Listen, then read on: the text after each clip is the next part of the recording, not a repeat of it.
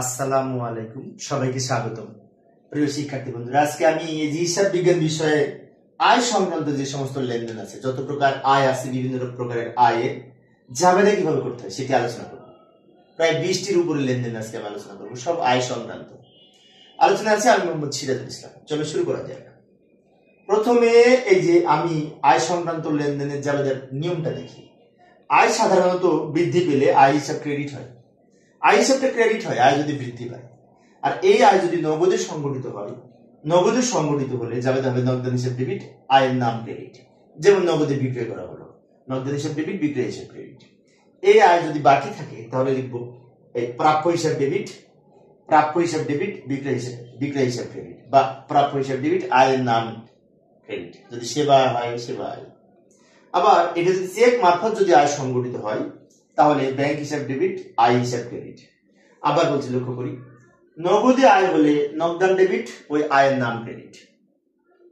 বা আয় যদি বাকি থাকে তাহলে প্রাপ্য হিসাব ডেবিট, ওই আয়ের নাম ক্রেডিট, যে আয় হোক না কেন। যদি চেকের মাধ্যমে আয় হয় তাহলে ব্যাংক হিসাব ডেবিট, ওই আয়ের নাম ক্রেডিট। যেমন ব্যাংক চেক মারফত সেবা আয় পাওয়া গেল, তাহলে ব্যাংক হিসাব ডেবিট, সেবা আয় ক্রেডিট। চেক মারফত পণ্য বিক্রয় করা হলো, ব্যাংক হিসাব ডেবিট, বিক্রয় হিসাব ক্রেডিট। এই স্ট্রাকচারটি একটু মনে রাখতে হবে। আয় সবসময় ক্রেডিট হবে, আর কখনো নগদান ডেবিট হবে, কখনো প্রাপ্য হিসাব ডেবিট হবে, আর কখনো ব্যাংক ডেবিট হবে। এখন আমরা একটা একটা করে লেনদেন আলোচনা করব। এই যে এটা হচ্ছে আমরা 111 নম্বর লেনদেন। ইতিপূর্বে 110টার লেনদেন আলোচনা করেছি। ক্রয় সংক্রান্ত, বিক্রয় সংক্রান্ত, বিক্রয় ফেরত সংক্রান্ত বিভিন্ন প্রকার লেনদেন আমি আলোচনা করি। এক এক রকম লেনদেন আমি 10-12টা করে আলোচনা করার চেষ্টা করি। আজকে তো 20টা আলোচনা করব এই আয় সংক্রান্ত। এখানে লেনদেনে বলা আছে নগদে পণ্য বিক্রয় করা হলো 80,000 টাকা। এটা কিন্তু নগদে আয় সংগঠিত হয়েছে, তাই না? এটা দুইটা পক্ষ, এটা বিক্রয়, এটা নগদ। নগদ টাকা বৃদ্ধি পাচ্ছে, তাই নগদান হিসাব ডেবিট, যাবে তাই। আবার বিক্রয় আয় বৃদ্ধি পাচ্ছে, তাই বিক্রয় হিসাব ক্রেডিট।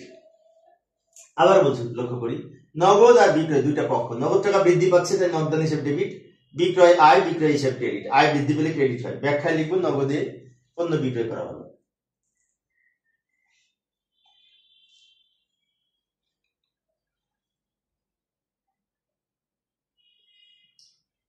পরবর্তী লেনদেনটি লক্ষ্য করি।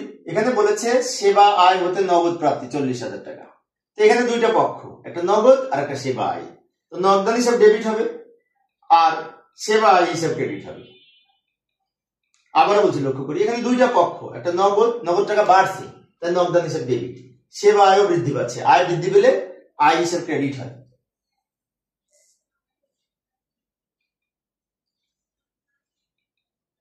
পরের লেনদেনটি লক্ষ্য করি, বিনিয়োগের সুদ প্রাপ্তি 3,000 টাকা।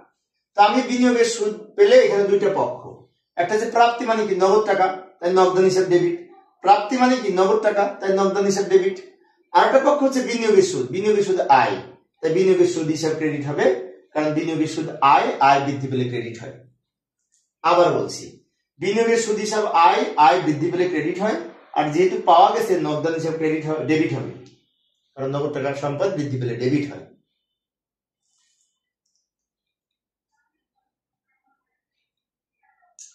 এখানে কি লেনদেনে বলা আছে সঞ্চয়পত্রের সুদ প্রাপ্তি 10,000 টাকা। তো সঞ্চয়পত্রের সুদ কিন্তু বর্তমানে আর হাতে হাতে নগদে পাওয়া যায় না, এটা ব্যাংকে জমা হয় অটোমেটিক। তো সঞ্চয়পত্রের সুদের জন্য ব্যাংক হিসাব ডেবিট হবে, কারণ সঞ্চয়পত্রের সুদ এখন আর নগদ দেয় না, ব্যাংকে জমা হয়, তাই ব্যাংক হিসাব ডেবিট হবে। আর সঞ্চয়পত্রের সুদ আয়, আয় বৃদ্ধি পেলে ক্রেডিট হয়। সঞ্চয়পত্রের সুদ বিনিয়োগের সুদ নামেও লেখা যায়। অর্থাৎ সঞ্চয়পত্রের সুদ প্রাপ্তি হলে সঞ্চয়পত্রের সুদটা ব্যাংকে জমা হয়, নগদে দেয় না, তাই ব্যাংক হিসাব ডেবিট হবে। আর বিনিয়োগের সুদ হিসাব ক্রেডিট হবে। বিনিয়োগের সুদ আর সঞ্চয়পত্রের সুদ এক, সেম কথা, কারণ সঞ্চয় এক প্রকারের বিনিয়োগ, সঞ্চয়পত্র এক প্রকারের বিনিয়োগ।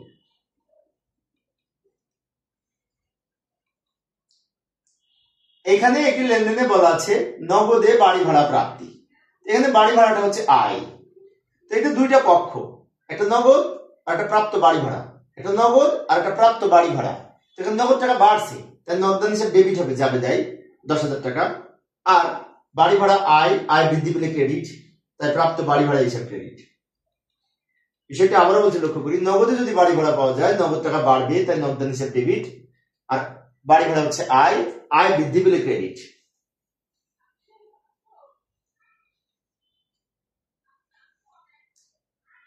পরের লেনদেনটি লক্ষ্য করি, বাড়ি ভাড়া বাবদ চেক প্রাপ্তি, অর্থাৎ বাড়ি ভাড়া বাবদ আয় হয়েছে, সেই আয় আমরা চেকে পেয়েছি।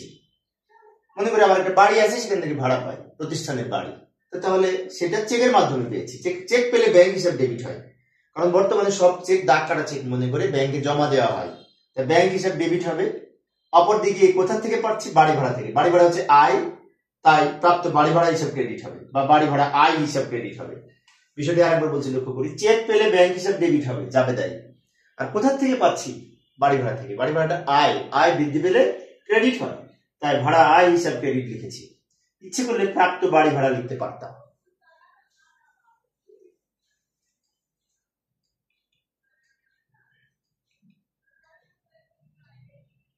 পরবর্তী লেনদেনটি লক্ষ্য করি, শিক্ষানবিশ সেলামি প্রাপ্তি 5,000 টাকা।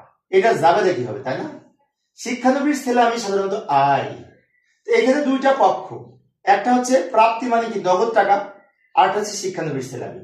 প্রাপ্তি মানে কি নগদ টাকা পেয়েছি, নগদ টাকা বৃদ্ধি পেয়েছে, তাই যাবে তাই নগদান হিসাব ডেবিট হবে 5,000 টাকা। আবার শিক্ষানবিশ সেলামি হতে পেয়েছি, শিক্ষানবিশ সেলামি আয়, আয় বৃদ্ধি পেলে ক্রেডিট হয়, তাই শিক্ষানবিশ সেলামি হিসাব ক্রেডিট হবে 5,000 টাকা। অর্থাৎ শিক্ষানবিশ সেলামি পাওয়া গেলে নগদান হিসাব ডেবিট, আর শিক্ষানবিশ সেলামি হিসাব ক্রেডিট হবে। শিক্ষানবিশ সেলামি হচ্ছে আয়, শিক্ষা দিয়ে যে টাকা পাওয়া যায় তাকে শিক্ষানবিশ সেলামি বলে। বিভিন্ন প্রকার প্রশিক্ষণে শিক্ষা দিয়ে যে টাকা পাওয়া যায়।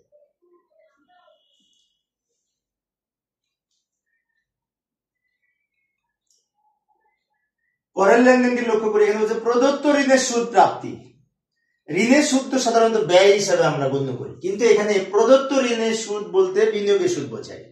আমি ঋণ দিয়েছি, সেখান থেকে সুদ পেয়েছি, তার মানে এটা আমার আয় পাওয়া গেছে। তো যেহেতু প্রাপ্তি বলেছে, প্রাপ্তি হলে নগদান হিসাব ডেবিট হবে, প্রাপ্তি হলে নগদান হিসাব ডেবিট হবে। আর কোথা থেকে পেয়েছি? প্রদত্ত ঋণের সুদ থেকে, তার প্রদত্ত ঋণের সুদ আয় হিসাব ক্রেডিট। এখানে কিন্তু এই প্রদত্ত ঋণের সুদটা আয়, এটা বিনিয়োগের সুদের মতো। বিনিয়োগের সুদ যেমন আয়, অনুরূপভাবে আমি কাউকে ঋণ দিয়েছি, সেই ঋণের সুদ যদি পাই সেটি আয় হিসেবে গণ্য হবে, আয় বৃদ্ধি পেলে ক্রেডিট হয়।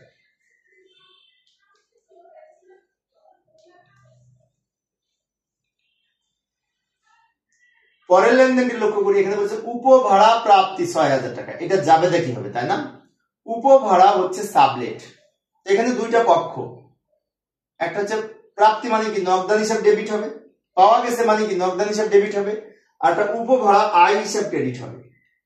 উপভাড়া মানে আমি 5টা রুম ভাড়া নিয়েছি, 2টা রুম আমার কাজে লাগে না, সেই 2টা রুমে আমি কাউকে ভাড়া দিয়েছি, সেখান থেকে যে টাকা পাই সেটা হচ্ছে উপভাড়া, সাবলেট বলে। তো উপভাড়াটা যেহেতু আয় বৃদ্ধি পেলে ক্রেডিট হবে, আর নগদে যেহেতু পাওয়া যাচ্ছে তাই নগদান হিসাব ডেবিট হয়েছে।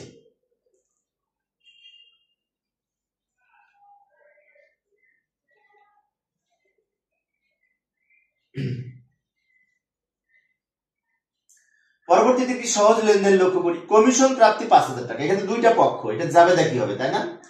তো কমিশন প্রাপ্তিতে দুইটা পক্ষ, একটা কমিশন আর একটা প্রাপ্তি। কমিশন মানে কমিশনটা আয়, যেহেতু পাওয়া গেছে, আর প্রাপ্তি মানে নগদে প্রাপ্তি। প্রাপ্তি হলে কিন্তু নগদ টাকা পেয়েছি, তাই নগদান হিসাব ডেবিট হবে, যেহেতু পাওয়া গেছে 5,000 টাকা। কোথা থেকে পেয়েছি? কমিশন থেকে। কমিশনটা আয়, তাই কমিশন আয় হিসাব ক্রেডিট হবে, বা প্রাপ্ত কমিশন হিসাব ক্রেডিট হবে। কমিশন প্রাপ্তি নগদান হিসাব ডেবিট, কমিশন হিসাব ক্রেডিট।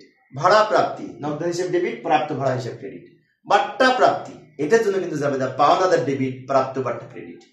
বাট্টা প্রাপ্তির জন্য খেয়াল রাখতে হবে।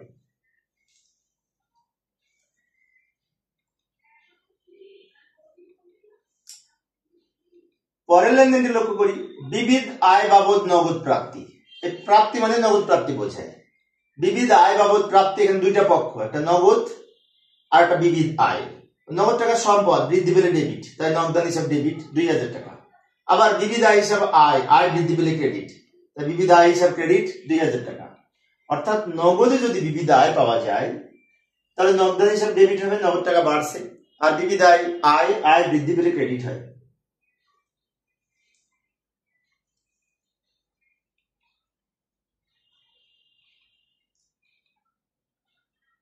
পরের লেনদেনটি লক্ষ্য করি, পূর্বের অবলোকনকৃত অনাদায় পাওনা আদায় হলো 500 টাকা।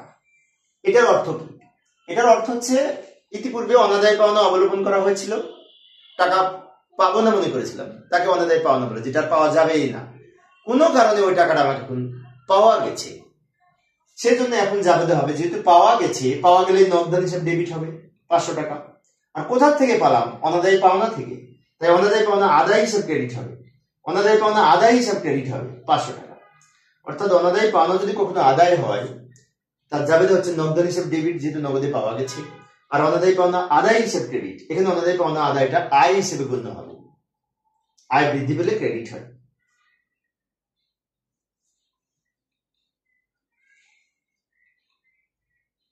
পরের লেনদেনটি লক্ষ্য করি, শেয়ারে বিনিয়োগের লভ্যাংশ প্রাপ্তি 4000 টাকা।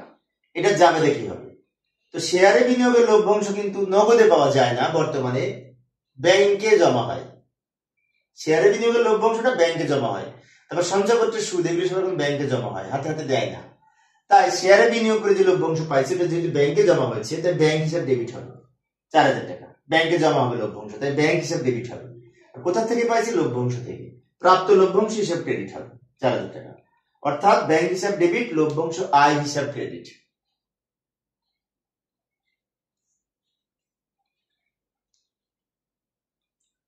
পরের লেনদেনটি লক্ষ্য করি, উত্তোলনের উপর সুদ ধার্য করা হলো 1000 টাকা। এইটার জাবেদা কি হবে? তো উত্তোলনের সুদ ধার্যের ফলে দুইটা পক্ষ, একটা হচ্ছে উত্তোলনের সুদ, আর আরেকটা কিন্তু উত্তোলনের সুদটা নগদে পায় নাই, ধার্য করা হয়েছে। এখন উত্তোলন ধার্যের ফলে, উত্তোলনের সুদ ধার্যের ফলে উত্তোলন বৃদ্ধি পায়। উত্তোলন বৃদ্ধি পেলে উত্তোলন হিসাব ডেবিট 1000 টাকা, আর উত্তোলনের সুদ আয় বৃদ্ধি পেলে ক্রেডিট। আমি আবারও বলছি, লক্ষ্য করি, উত্তোলনের সুদ ধার্যের জাবেদা হলো উত্তোলন হিসাব ডেবিট, উত্তোলন বৃদ্ধি পাবে তাই উত্তোলন হিসাব ডেবিট, আর উত্তোলনের সুদ আয়, আয় বৃদ্ধি পেলে ক্রেডিট। তাই লিখবো উত্তোলনের সুদ ডেবিট, উত্তোলন ডেবিট, উত্তোলনের সুদ ক্রেডিট।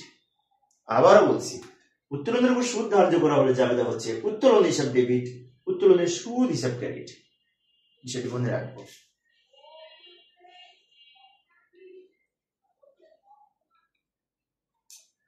পরের লেনদেনটি লক্ষ্য করি, ভাড়াটিয়া জনাব ইবনের নিকট থেকে ভাড়া পাওয়া গেল এই 10,000 টাকা। এটা জাবেদা কি হবে?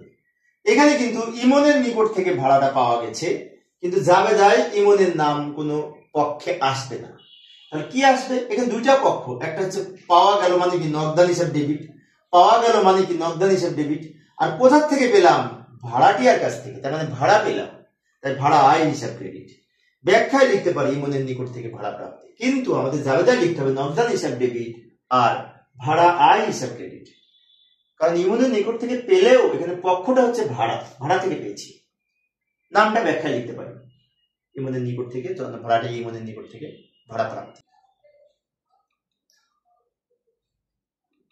এইখানে একটি লেনদেনে বলা আছে অর্জিত সেবা আয় বাবদ 10,000 টাকার একটি বিল পাওয়া গেল। এর জাবেদা কি হবে? অর্জিত সেবা আয় বাবদ 10,000 টাকার একটি বিল পাওয়া গেল মানে কি বিল পেয়েছি, টাকা পাই নাই। কাজ করে দিয়ে বিল পেয়েছি কিন্তু টাকা পাই নাই।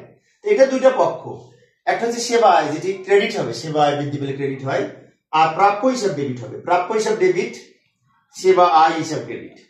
অর্থাৎ সেবা কাজ করে দিয়ে একটি বিল পেয়েছি মানে কি টাকা পাই নাই, বিল পেয়েছি, টাকাটা তো পরে পাবো, তার মানে বাকিতে সেবা আয় এর মতো। তাই প্রাপ্য হিসাব ডেবিট, সেবা আয় হিসাব ক্রেডিট, বাকিতে সেবা আয় হিসেবে।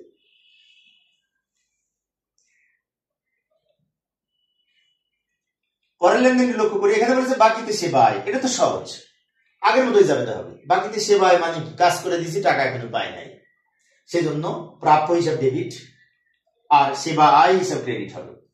সেবা আয় যদি নগদে সংগঠিত হয় তাহলে নগদান হিসাব ডেবিট, সেবা আয় হিসাব ক্রেডিট করবো।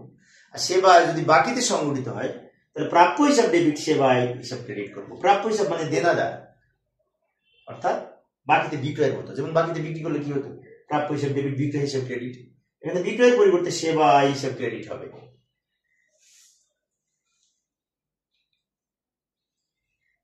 পরের লেনদেনটি লক্ষ্য করি, সেবা আয় 20,000 টাকা চেক প্রাপ্তি। কাজ করে দিয়ে চেক পেয়েছি, এটাকে বলা হয় সেবা বাবদ চেক প্রাপ্তি। তো সেবা আয় বাবদ যদি চেক পাই তাহলে এখানে চেক মানে কি ব্যাংক হিসাব ডেবিট হবে। চেক পেয়েছি মানে কি, এখন ব্যবসায়িক চেক সব দাগ কাটা চেক বোঝায়, তাহলে চেকের টাকা ব্যাংকে জমা হবে, তাই ব্যাংক হিসাব ডেবিট হবে, আর সেবা আয় হিসাব ক্রেডিট হবে। অর্থাৎ চেকের মাধ্যমে যদি সেবা প্রদান করা হয়, সেবা আয় অর্জিত হয়, তাহলে ব্যাংক হিসাব ডেবিট হবে, ব্যাংকে টাকা জমা হবে, চেক সেজন্য, আর সেবা আয় হিসাব ক্রেডিট হবে। সেবা আয়, আয় বৃদ্ধি পেলে ক্রেডিট হয়।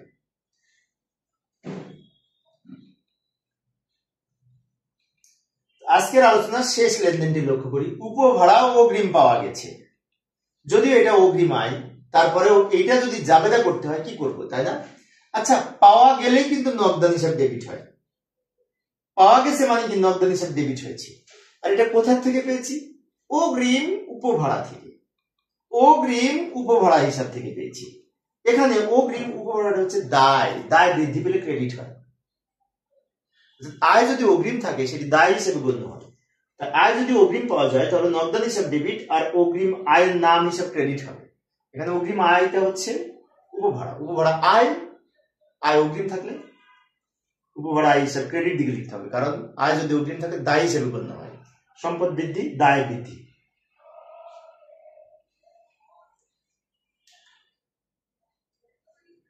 প্রিয় শিক্ষার্থী বন্ধুরা, এই ছিল আজকের আলোচনা। তো পরের ক্লাসে আমি ব্যয় বা খরচ সংক্রান্ত প্রায় 30টি লেনদেন আমি পেয়েছি, ব্যয় বা খরচ সংক্রান্ত 30টি লেনদেন এর জাবেদা করার চেষ্টা করবো। তাহলে আমরা সব ব্যয় আমরা লিখতে পারবো ইনশাআল্লাহ। পরের ক্লাসটি দেখার আমন্ত্রণ রইল। খোদা হাফেজ।